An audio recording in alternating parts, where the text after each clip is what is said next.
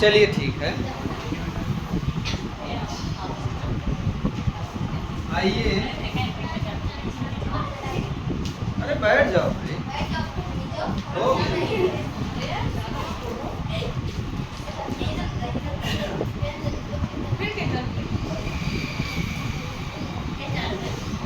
ध्यान से देखिएगा, यहाँ अगर हम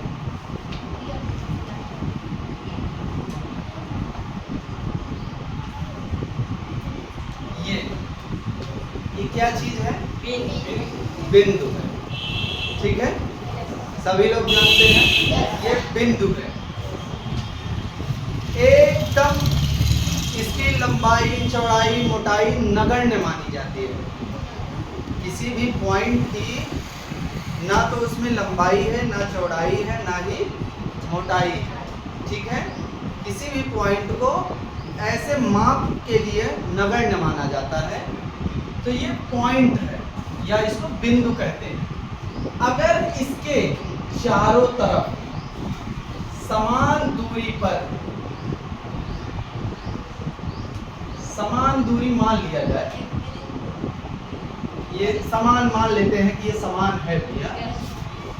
अगर ये समान दूरी है, मतलब यहाँ से यहाँ तक की दूरी, यहाँ से यहाँ तक, यहाँ, मतलब इस पर हम जितने भी पॉइंट, जितने भी बिंदु रखना चाहें वो रख दें, और रखने के बाद इस बिंदु से उसकी दूरी निकालें तो हर जगह समान हो।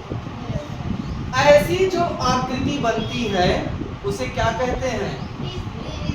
वृत्त। क्या कहते हैं? वृत्त कहते हैं, ठीक है। वृत्त या सर्किल, ये तो जान ही रहे हैं। इसमें देखिए कितने कंपोनेंट होते हैं, पहले हम कंपोनेंट पर ध्यान देंगे। इसके कितने अवयव होते हैं? दो अवयव तो हम जान गए। एक तो भाई ये बीच वाला बिंदु एकदम बीचों बीच है, जिसकी दूरी इस किनारे वाली रेखा से हर जगह समान है, तो इसे कहा जाता है, क्या नाम है इसका? केंद्र नाम है। और जो ये दूरी, जो एक रेखा खींची गई है जिसकी दूरी हर जगह बराबर है इस केंद्र से, इसको कहा जाता है परिधि। इसका नाम है परिधि।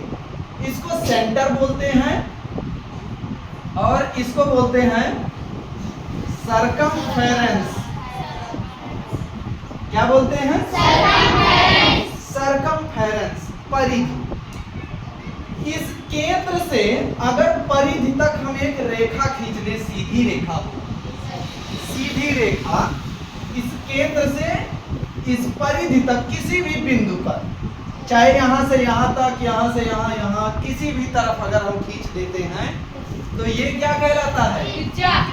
इसका नाम होता है त्रिज्या, या इंग्लिश में कहते हैं रेडियस। इतना जानते हैं। एक अगर और रेखा खींचे हम कि जो इस केंद्र से होकर जाए, लेकिन वो शुरू कहां से हो? परिधि से। परिधि के एक कोने से शुरुआत हो और पहले केंद्र को छुए और सीधा वो निकल जाए परिधि के दूसरी तरफ, इसे कहते हैं व्यास या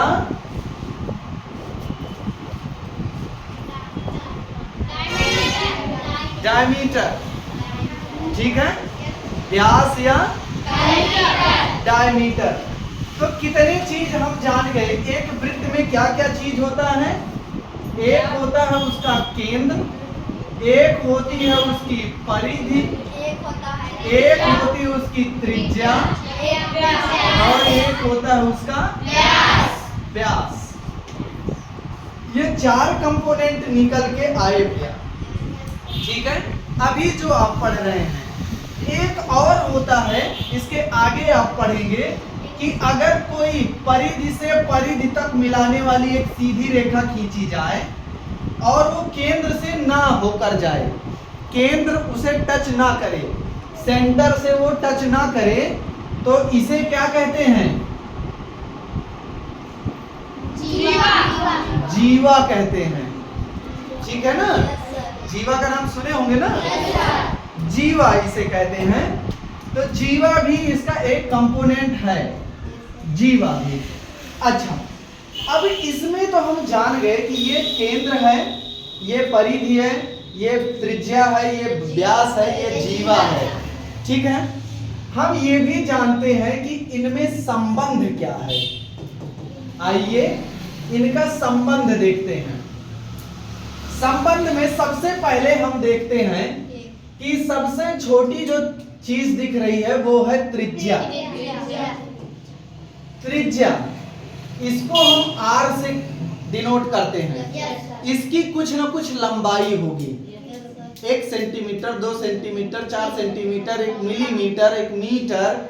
वो निर्भर करता है इस गोले पर, इस वृत्त पर। वृत्त जितना बड़ा होगा उतनी बड़ी उसकी त्रिज्या होगी। ठीक है, इसी अगर त्रिज्या हमको मालूम है तो इसका व्यास भी हम पता कर सकते हैं। इसका व्यास क्या होता है? व्यास होता है 2 गुणे त्रिज्या। पहले भी पढ़ चुके हैं। या 2 गुणे त्रिज्या को आर कहते हैं या 2r। ठीक है, ये संबंध किसमें होता है? त्रिज्या और व्यास में। अगर कोई बोले कि संबंध, ये किसका संबंध है? त्रिज्या और व्यास का ये संबंध है। व्यास का संबंध। ठीक है ना? अगर, अच्छा, अब एक और संबंध बड़ा मशहूर है भैया वृत्त में, उसे कहते हैं परिधि और व्यास का संबंध। परिधि और व्यास का संबंध। ये संबंध भैया बहुत मशहूर है। अगर आप कोई भी वृत्त बनाइए, इतना छोटा वृत्त बनाइए या इतना बड़ा बनाइए या और बड़ा बना दीजिए, कोई भी वृत्त आप बनाएंगे, अगर आप ऐसा करिए, इसको धागे से लगा करके इसको नाप लीजिए। ठीक है ना? धागे से इसको लगा के आप नापिए, मतलब इसकी क्या, इसकी अगर हम इसको किनारे किनारे नाप रहे हैं तो हम क्या नाप रहे हैं? इसकी परिधि। क्या नाप रहे हैं? परिधि। अभी बताए ना, परिधि इसकी नाप रहे हैं। हम इसको यहाँ से धागा लगा के ऐसे किनारे किनारे किनारे किनारे ऐसे नाप लिए, तो हम क्या नाप रहे हैं? परिधि। सेम वैसे यहाँ भी है। इसका केंद्र भी होगा कोई ना कोई।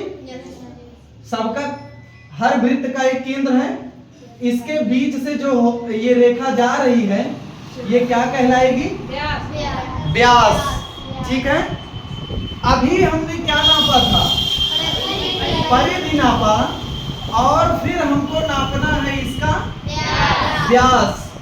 तो इसी परिधि और व्यास का संबंध निकालना है। अगर हम परिधि को नाप करके लिख लेते हैं, जो भी है 2 सेंटीमीटर, 4 सेंटीमीटर, 10 सेंटीमीटर, कुछ भी, हम उसके किनारे किनारे नाप के उसे लिख लेते हैं और उसे भाग करते हैं उसके व्यास से। किससे भाग देना है? व्यास से अगर भाग देते हैं तो ये लगभग निकल के आता है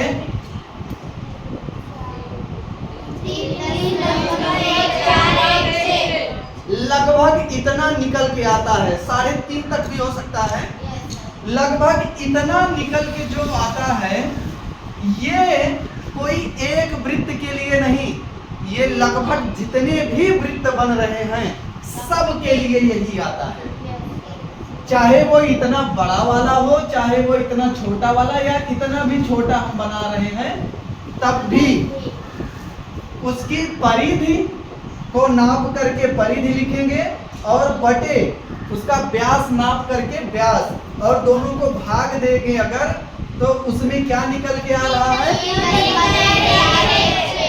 यही निकल के आएगा। आप चाहे छोटा सा वृत्त मानिए चाहे बड़ा सा वृत्त मानिए, इसको ये जो नियत एक वैल्यू निकल के आती है, इसको मान लिया गया है कि अपने यहाँ एक गणितज्ञ हुए आर्यभट्ट, उन्होंने इसकी वैल्यू निकाली थी 3.1416। ये फिक्स वैल्यू है। और इसको ये कौन सी भाषा में? यूनान की भाषा है। एक यूनानी भाषा में इस जो नियत वैल्यू है, फिक्स वैल्यू है, इसको पाई के नाम से डिनोट किया जाता है। क्या कहा जाता है? पाई। वैसे तो ये अपरिमेय वैल्यू है, अपरिमेय मान है, अपरिमेय संख्या है पाई, क्योंकि ऐसे लिखा जाता है। ये निकल के यहाँ से आया, परिधि और व्यास के संबंध से निकल के आ रहा है।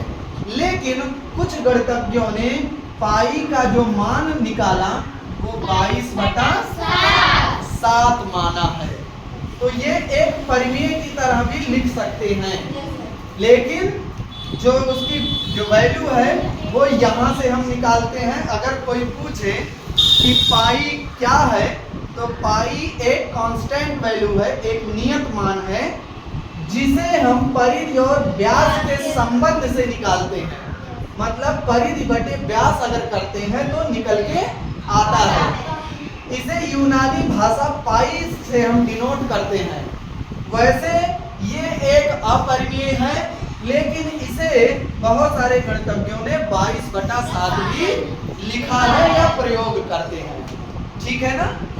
तो इतनी चीज आप समझ गए हैं अगर, तो इसको आप पहले नोट कर लीजिए, फिर इसके और भी हम संबंध निकालते हैं।